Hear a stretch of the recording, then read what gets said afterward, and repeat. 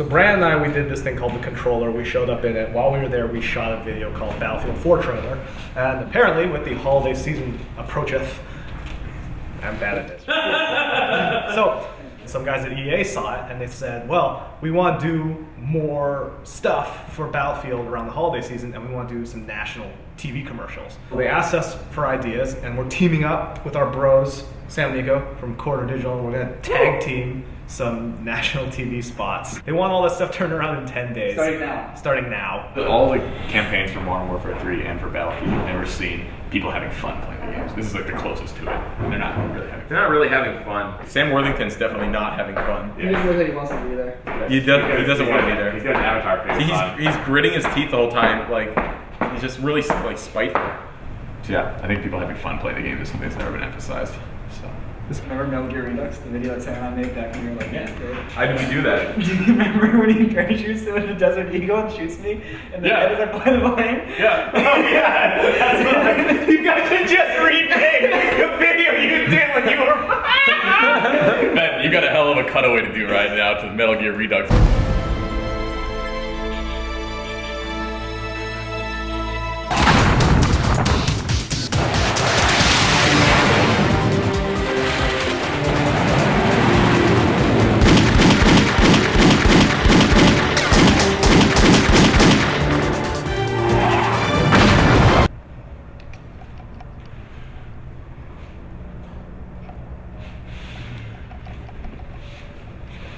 These sound so awesome. This is like the ideal form of what we talked about as far as like fast turnaround. Before we started doing YouTube, there's nothing we hated more about than sitting around projects, making a proposal, sitting around for months, and hearing back from people, and just like a long, drawn-out talking period before you take any action. Because the reason why you get into making movies is to actually make movies, not talk about making. So it's like, so doing this in 10 days is perfect. This is if we could just do projects like this, like you called, and then 10 days later deliver for the rest of our lives, that would be fantastic. Time to kick back. See what comes back. Day 2 of our commercial ridiculousness. Day 2. What happened? What happened so far is we're tapping deep into the monster fridge already is basically what's happened. The idea for the commercial we ended up going with is we're going to be putting a C4 onto one of the MAVs and flying up and going. And we got word last second that it is actually patched out after the beta. So apparently, you could do it in the beta. Now you can't because we had fond memories of doing it, and suddenly people were like, oh wait, no, you can't do that anymore. We're like, yes you can, and we go and check, it's like, oh gosh, it's only the beta. So we completely scrapped that idea. Well, we didn't completely scrap it because we kind of modified it. Because it turns out in the Back to Karkand expansion pack, there's a forklift vehicle. Not a forklift, front end loader. No, skid steer loader. Skid steer loader. Around here, we only use the technical terms for construction equipment. So the new idea is basically it's going to start with all 4 of us loading C4 onto the skid steer loader. We all jump onto the thing. One person's driving, one person's on back, 2 people are like up in the bucket, and we're riding through this battle. We're all firing our guns, like having a great time, right? And we get up close, we're riding it towards the building. We all jump off and bail out. Skid steer loader still pulls in unmanned into the center of the building. We all hit our detonators, the whole building just explodes. Yeah, that'll hit the spot. So we got a very important decision to make right now. We're picking out from the cat rental place which cat we need for us all to ride on in battle. Should be good. Nice.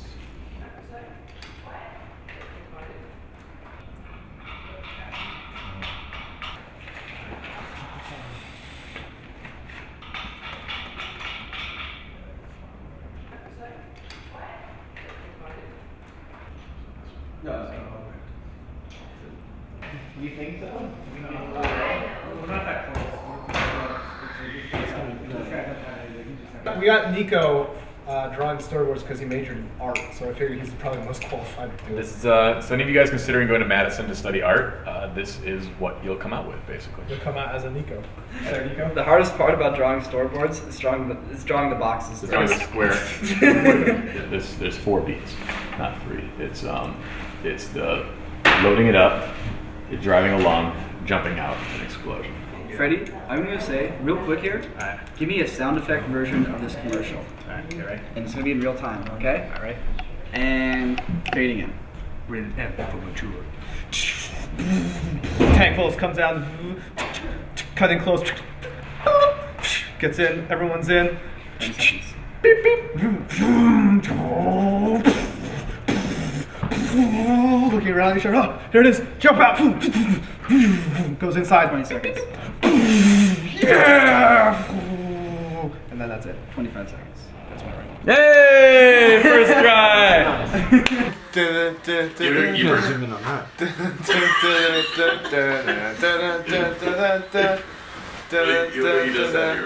this look good? I can't really tell. We kind of have an idea what we're gonna do. So that's good, right? That's not true. Oh, We have a really good idea of what we're going to do. We have a better idea of what we're gonna do than just about anything ever. Like, Yeah, it's the best idea we've ever had going into something, and which is still dwarfs in comparison to the idea that most people have when going into their So that's where we're usually at. Yeah, we'll see. But it's gonna be I wouldn't disagree with that. That sounds about correct. yeah. Is this the fastest national commercial ever made? I don't know. Yes, it is. We just set the world record. We for set the world fastest record. commercial ever made. Yeah. Yes. We officially no, I don't know. This I'd say it's the fastest one probably that's like has a tank in it. How about this? It's the fastest one where the directors cast themselves in it. This is the fastest commercial ever made by 4 directors. Yeah. We're like, this is all directed. Okay, who cares? So for this shoot, we have to move pretty quickly because we got a lot of shots to do, really short day. So we're using lieback gear, lieback jib. It's really quick to build, just pop it on, screw it on, and it's good to go. And as you can see, it's flying a Red Epic, so it's flying, you know, professional cameras with no problem. I'm using an Arri Alexa. This is what they're using to shoot the next James Bond. The lenses we're using are Master Primes, handcrafted, and they're like $300,000 a set. So it's the best of the best. You were just figuring out the big master opening shot right now, which is like coordinating a car, a front loader, a tank, 2 explosions, 2 stunt guys, and a whole bunch of Marines. Almost done. We're gonna have some Marines back here behind the tank, kind of running this way. So on action, you guys are basically gonna be here and you're gonna be running. Okay? That's basically all you're gonna have time to do. One thing about commercial is you're working with a very short amount of time. It's 30 seconds long, but once you add the titles and stuff in there, it's actually like 25 seconds long. And so it's all about compressing and simplifying your story so that you have very simple story points and very simple actions so that things can happen really quickly. Jake's taking a special pose here. He's riding the Humvee like he's riding a dragon. Look at that. Hold on, they're gonna be running there. They're basically gonna come down over by that.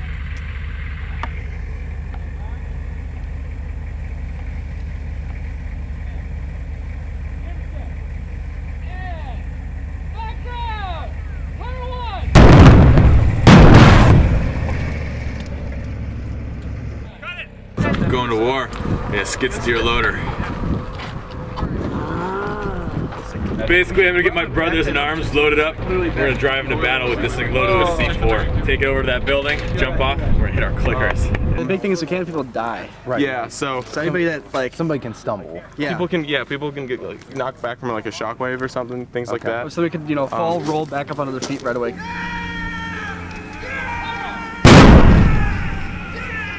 My name's Jason. And right now, what are you in charge of? I'm in charge of the Action Factory Action Tracker, the off-road tracker. What makes this thing different is we have camera mount platforms. We can actually raise and lower the platform front and back, and it has different suspension. Other than that, it's exactly stock. Hi, I'm Chris Bailey, Special Effects here on this project. What we're getting ready to do here is we have some gas explosions and some debris. Right now we're going to do a lot of gas. This thing's going to be huge. So we got a mortar here, we got some mortars here, we got a mortar here, then up here we have a propane popper, and that's going to fill up that whole little area there. Then we have another gas explosion here, and then further on down, this door is going to fly open with fuel coming out of that, and then we also have some fuel coming out of here, and last but not least, the last one right here. Everything is going to be on 1 and 2 buttons. So there's going to be 1 button, the center is going to go on the propane popper, and then on 2, the rest of the building is going to be boom.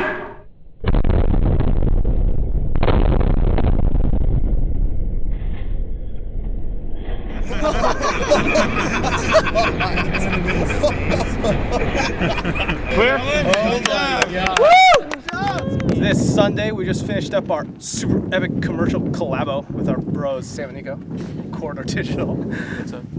We have 5 days from today to deliver fish. What day is this? This is day 5, right? Day 5. Shot yeah. on day 5. Yep. 5 days more to deliver it. We got some people we haven't worked with before, and some people we have worked with before here. Of course, Action Factory. Here we are. Fist bump. Let's not have any handshake awkwardness. It was a little bit. Raul Salai, who helped us out on VGHS, was a line producer. Now he is a producer on this one. And people, Brandon, though. Brandon, why don't you take this from here? Chris Bailey from Everest Effects helped us out with Pyro today. Did a fantastic job. That building blowing up was like by far the biggest thing we've ever done. It was spectacular. So fantastic finale. All right, so shooting's done. Now we're going on to post-production. Here we are. 3, 2, 1, action.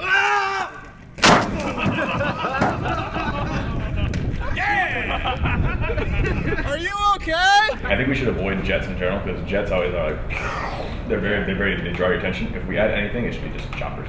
Right now we're going through the VFX. We're looking at our near final edit, and we're basically just going through and kind of making a quick list of all the effects we want to accomplish. I've emailed everybody their assignments. Everyone's gonna get the shots. I'm gonna put it up on the network drive so everyone can pull off it. Brandon's running back down to number 6 to work on rendering out aerial vehicles that we're gonna be putting in the backgrounds. I'm wearing a sweatshirt from Flower Warfare because it's cold as heck up here. We all 4 used to work out of the same room. That was for like, what, 2 years? Yeah. Well, and now we got a second loft in the same building. So now Freddie and I, we do the Freddie W channel out of basically, we're Number 100 6. feet. We're 100 feet that way. Yeah. And out to here. So usually we have 2 separate internets now because we kept on like tripping our router out. We were doing so much internet simultaneously. And so we had to get 2 different internets. This is Gigga, please. He is the newest addition to the unit. It's on wheels because it's so big, I can roll it around. It is very powerful and fast. I built it myself. Hidden behind this keyboard is Bitcrusher. Bitcrusher used to be our fastest computer. That's why it was called the Bitcrusher. Crush bits like nobody's business. Yeah, by the way, it's spelled with a K, Crusher, not C. Because it's cool like that. All caps. Now it is not the fastest computer anymore, so Sam gets to use it. Under this table, we have the oldest computer. This is from my college days. It's in a new case though. It's called the Actionbox. It's my favorite computer name out of all of them. This one right here. This one is known traditionally as Sam's infected computer. Because I brought it, I was working on our feature, Dark Island. It was previously called Infected, and when I brought it into a computer repair place to get new parts for it, they were like, wait, why is it called Infected? So they just call it Sam's Infected Computer. It since has died. So today is day 9. Tomorrow is when we deliver this. Probably be pulling it all together tonight. We have the edit done. Everyone's working on visual effects. One of the notes on the edit that we got, is just something you have to think about when you're doing commercials and things for TV, is that one of the guidelines is you can't have a gun pointing at the camera, even if it's not firing. Like, this is unacceptable in television. So the shot of us looking away for it, it's not quite. Brandon's gun is a little bit like this, and my gun's like here, but it's close. So they flagged that as like, hey, keep an eye on that. So luckily, we have another take of the guns definitely not pointing at the camera. So. That's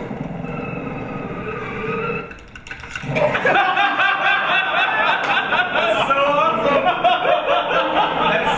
That like drop. The drop is so awesome. You gotta put that. It's been said before, but Freddie mentioned this in the sound design thing in the past.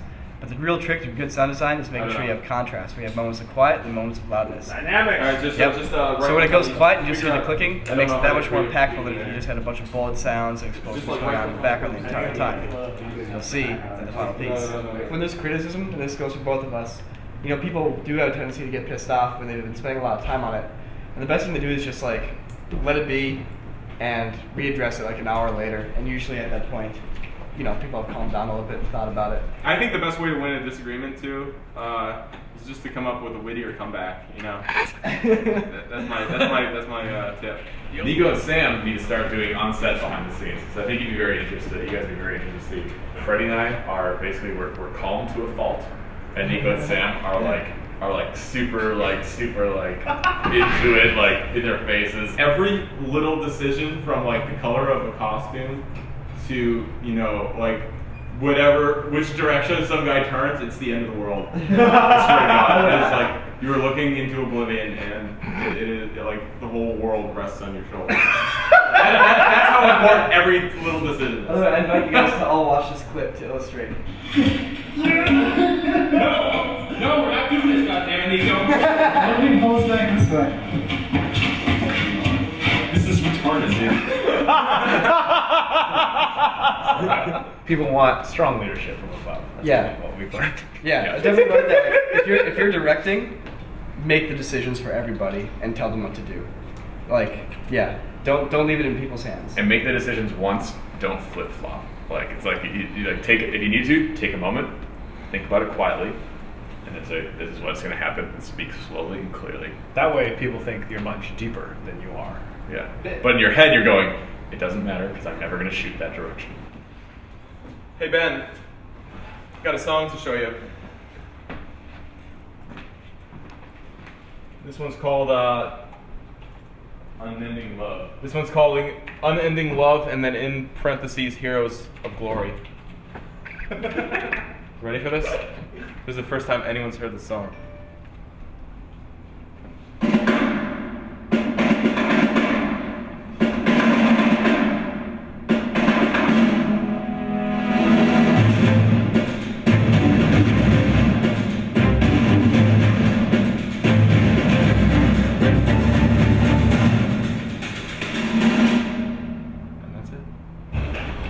No stress, as always. My strategy going into the final stretch is take routine Minecraft breaks to retain sanity. I don't want to go back here. This is hell back here. Yeah, you gotta aim like right at him and swat it. With your sword. It's Friday, 4 a.m., the day of delivery. And we are finishing up the color corrections, the last step on the visual side of things. So it turns out Brandon is actually the star of this Battlefield commercial. I claimed it. The moment after this shot was filmed, I claimed it that this guy was the star. This guy even was though, the star. Even though everything wasn't even in the can yet. This is the shot here. Here's the shot. People are gonna stop me on the street. They're gonna be like, do that face that you did so well. I'll be like, they'll be like, oh, that's the one. You're the Battlefield guy. This the shot. Battlefield guy. Good to be on. So right now we're going to something that you never notice when you're just looking at stuff in a normal way, is that if you actually take your movie file and you play it on each different monitor in your house, every single monitor looks completely different.